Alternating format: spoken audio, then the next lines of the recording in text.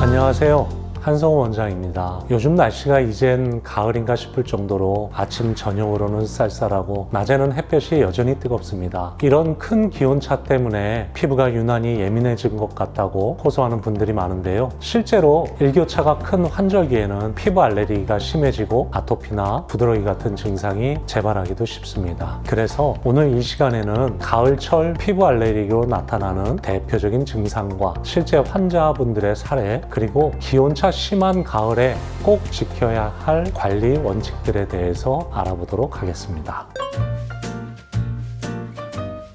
첫 번째는 안면 홍조와 따가움이죠. 낮과 밤의 급격한 기온차로 인해 더울 때는 피부 혈관이 갑자기 확장되고 기온이 내려가면 수축하면서 얼굴이나 목, 팔 등에 붉은기나 따가움이 생깁니다. 이것은 피부가 단순히 민감해진 것이 아니라 피부의 혈관과 신경 조절 기능이 불안정해졌다는 것을 의미하죠. 두 번째로는요, 아토피 피부염의 악화인데요. 가을철 건조한 공기는 피부에 수분을 빼앗아서 장벽을 약하게 만들고 차가운 바람은 피부 염증을 더 심하게 자극할 수 있습니다. 그 결과 아토피 피부염이 악화되면서 가려움이 심해지고 심한 경우 밤잠을 설치는 불편함이 생기기도 하죠. 세 번째로는 두드러기와 같은 알레르기 반응입니다. 사실 환절기 두드러기는 음식 때문일 수도 있고 단순히 찬 공기나 기온차 때문일 수도 있습니다. 그래서 원인을 헷갈려 하시는 분들이 많은데요. 정리를 하자면 환절기 피부 알레르기는 단순히 계절적 현상만으로 인한 것이 아니라 피부 장벽의 약화와 면역 불안정이 겹쳐서 나타나는 전신적인 반응이라고 이해하시면 좋을 것 같습니다.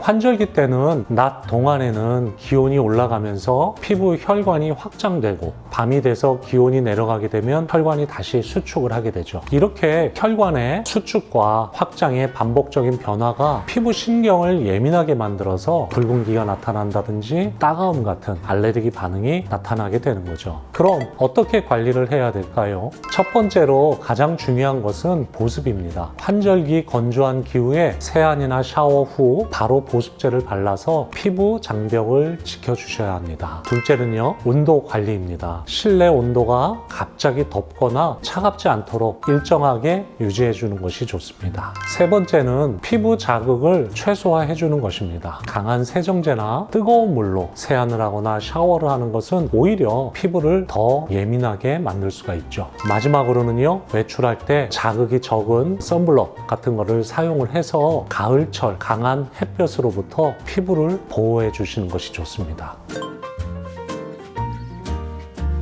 아토피 환자분들은 특히 가을이 되면 증상이 심해지는 경우가 많습니다. 가을 특유의 낮은 습도와 찬 바람이 피부 장벽을 약화시키게 되고요. 그 틈으로 알레르기안이 쉽게 침투하기 때문입니다. 가려움증이 밤에 심해지는 이유는 밤 동안 피부 온도가 상대적으로 올라가면서 혈관과 신경이 더 민감해지기 때문이죠. 이럴 때는 보습제를 단순히 바르는 것을 넘어서 피부를 시원하게 진정시켜 줄 수 있는 제형을 선택하는 것이 좋습니다. 젤 타입의 진정 크림이나 판테놀, 마데카소사이드가 들어간 재생 크림이 도움이 되죠. 또 밤에 가습기를 틀어서 실내 습도를 50%에서 60% 정도는 유지하는 것이 좋습니다. 하지만 증상이 심해서 이러한 관리만으로 진정이 되지 않는다면 반드시 전문 진료를 받아서 관리와 함께 적절한 치료를 병행해야 합니다.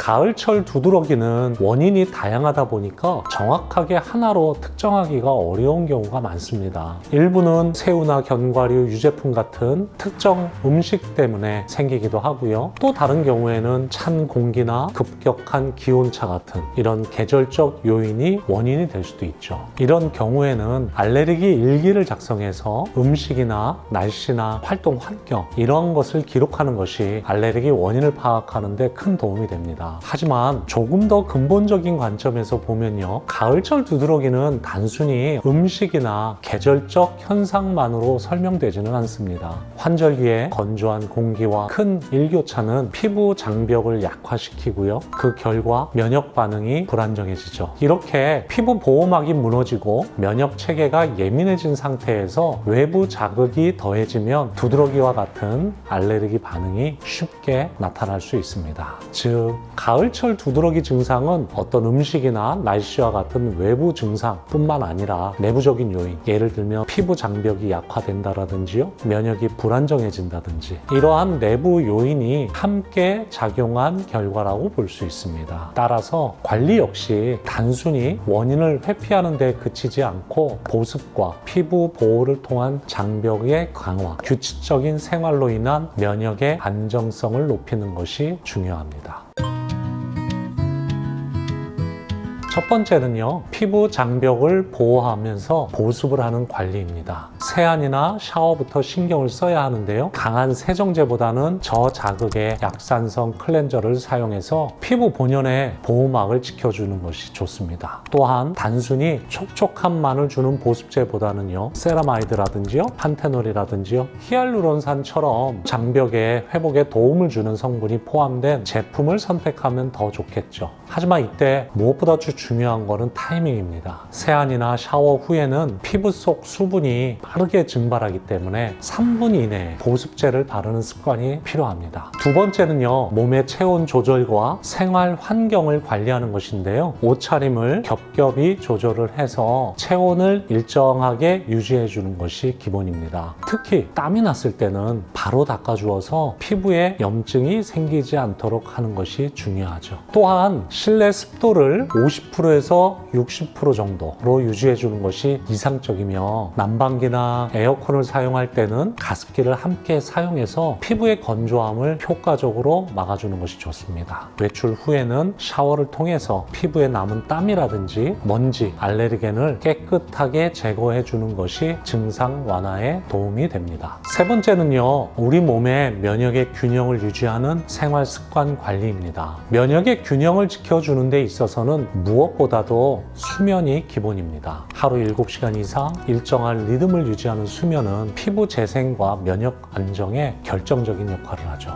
여기에 더해서 식단 관리도 빼놓을 수가 없겠죠. 기름지고 자극적인 음식이나 유제품, 찬 음식, 이러한 것들은 가급적 줄이고 대신 항산화 성분이 풍부한 제철 채소나 과일을 충분히 섭취해 주는 것이 도움이 됩니다. 또한 규칙적인 가벼운 유산소 운동은 혈액순환을 촉진해서 피부의 회복력을 높이고 면역을 조절하는 데도 굉장히 효과적이죠. 마지막으로 알레르기 증상이 반복되거나 원인을 생활 중에서 쉽게 구분하기가 어려울 때는 조기에 검사를 해서 정확한 유발 요인을 확인을 하고 체질에 맞는 맞춤 치료를 병행하는 것이 가장 효과적이고 안전합니다.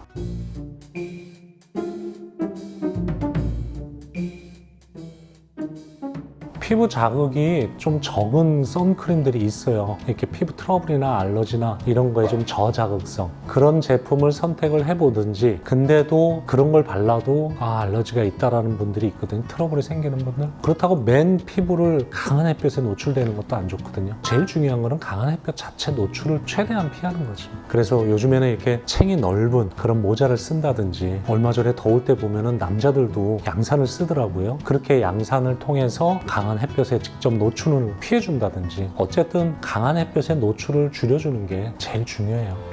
가을철 피부 알레르기는 단순히 일시적으로 생겼다가 사라지는 피부 트러블은 아닙니다. 증상이 반복되거나 일상에 지장을 줄 정도라면 적절한 시기에 체계적으로 접근을 해서 증상의 만성화와 재발을 막는 것이 중요합니다. 오늘 말씀드린 관리 원칙들을 생활 속에서 꼭 실천해 보시기를 권합니다. 매년 반복되는 환절기 피부 고민에서 충분히 벗어나실 수 있습니다.